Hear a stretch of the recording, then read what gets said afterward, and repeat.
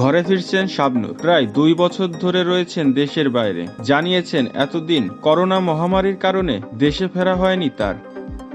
অভিনেত্রী শাবনূর বর্তমানে রয়েছেন ছেলের সাথে অস্ট্রেলিয়াতে।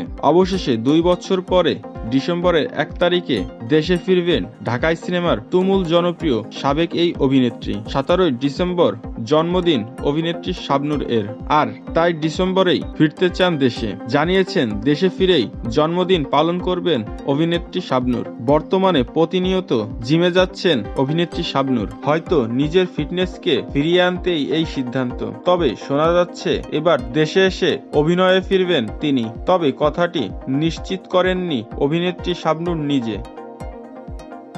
তো ভিউয়ার্স, মিডিয়া জগতের সকল আপডেট পেতে চ্যানেলটি সাবস্ক্রাইব করে সাথেই থাকুন। আপনার একটি সাবস্ক্রাইব পরবর্তী ভিডিও বানাতে অনেক উৎসাহিত করে। সবাইকে ধন্যবাদ।